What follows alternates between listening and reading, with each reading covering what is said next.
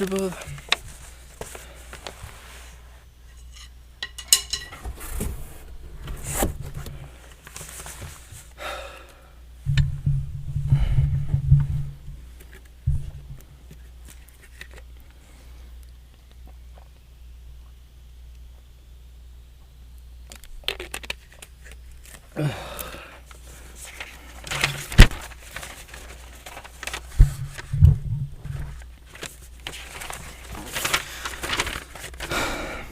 How to Fail at College by How to Fail at College by Stephen A. Jeffrey.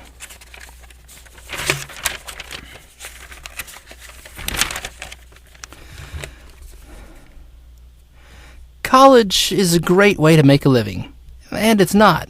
It's a great way to lose your shirt, because you'll spend a fortune to pass college, and then nobody will give you a job. And that's the way to fail college, to really believe that. Because it's just not true. You can get a job, but only if you pass. And I mean pass. I don't mean get A's, because you can get A's and still get a job, but that's if you do a science degree. But not in some countries, only in Australia. And that's the truth. So don't do science, unless you like the idea of travel, because if you do, science is right for you. And of course, that's not true. You may be bad at math. And even if you're good at science, you may never pass. And that was the advice that was given to me by my guidance counselor, and I didn't take it. And that was the way to fail college, because it was good advice. But it could have been bad advice, because I was very good at biology. And if I had a course that was right for me, I could have passed. A course that didn't involve higher mathematics. And I know of one such course, but they still teach mathematics, but just not on such a high level. So the course is environmental studies. So maybe I could have passed that, but that was my first preference. You have to list your preferences, and mine was biology first. And that was the way to fail at college. But it's not true. Mine was environmental studies first, and that was the way to pass. And perhaps not. Perhaps art would have been better, and I'm sure it would have, and I'm not. Because arts is very boring, and at least to me. It's not boring to other people.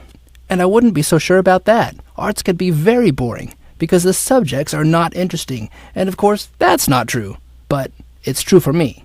So don't burn the book, if you're an art student. Because I went on to study arts, and I found it interesting. At least, I did find some studies interesting, and that doesn't include journalism, because I didn't like the way it was taught.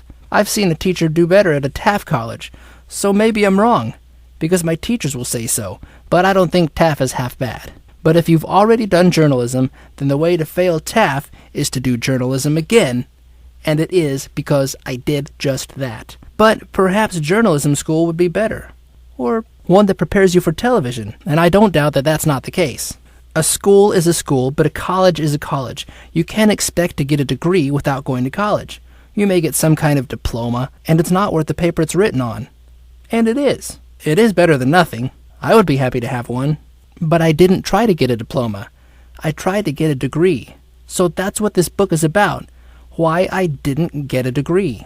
And that isn't a better title, but it isn't bad, because most people would think the opposite. That's why I Did Get a Degree would be a good book. But not as good as this one, because college is a strange place, and it takes a strange book to tell you how to succeed.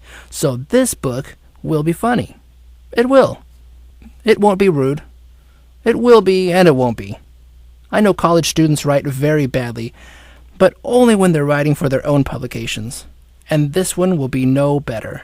So what do you think? Do you think it will be better? Just leaf through it, and you'll find out that it only has 2 pages, because that's all I wrote at first. Just enough to see if there was enough material for a book. And there is, but not mine. Mine can never be written. And of course it can. I just have to write it. So believe me, this book will never be written, because I have written textbooks in the past. At least that's what they seem like. They were on high school economics and Einstein's theory of relativity, not books a failure would write. And that's not true, because a failure did write them. But I don't consider myself to be a failure, because a lecturer told me the truth.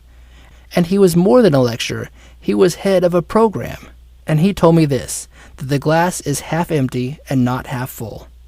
And that's just not so. He told me the glass is half full and not half empty, and I believed him. It gave me faith in myself, faith enough to attempt 2 books. And that's the truth. 2 separate books written at the same time.